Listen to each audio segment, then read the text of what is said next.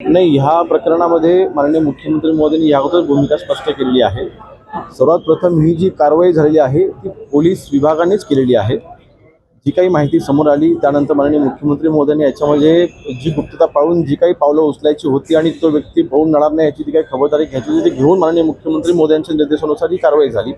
आणि त्यानंतर आज 14 दिवसाची ही जी कस्टडी आहे त्याच्यामध्ये ती चौकशीसाठीच ही कस्टडी आपण मागत असतो. चौकशीच्या मध्ये ज्या ज्या गोष्टी समोर होतील त्यानुसार कारवाई होईल. खरं तर घाटकोपर दुर्घटना होर्डिंग मधला अहवाल काल समोर ठेवण्यात आला आणि जे दोषी आहेत त्यांनी जाणून बुजून गुन्हेगारीचा कट रचण्याचा आरोप होता आणि हे अहवालामध्ये आलेलं आहे, स्पष्ट झालं आहे. मला वाटतं जो काही अहवाल काल आम्ही पटलावर ठेवला आहे त्याच्यानुसार जी काही कायदेशीररित्या कारवाई करायची 100% आपण केली आहे. भविष्यामध्ये अशा घटना घडू नये ह्याकरता ज्या उपाययोजना करायच्या आहेत त्याच्यातील त्याच्यामध्ये नमूद आहे. मला वाटतं या सगळ्या गोष्टींचा समावेश एक जो काही अपघात घडला की जे काही प्रकरण घडलं त्याच्यामधनं शिकवण घेऊन भविष्यामध्ये होणार नाही याची आम्ही उपाययोजना करतो.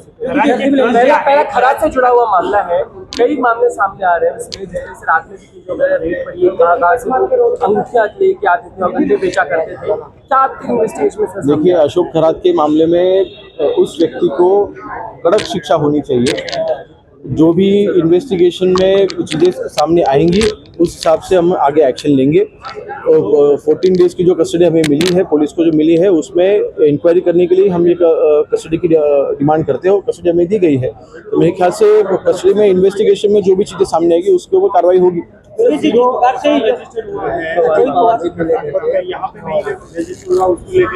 देखिए, एक बात हमें समझनी बहुत ज़रूरी है.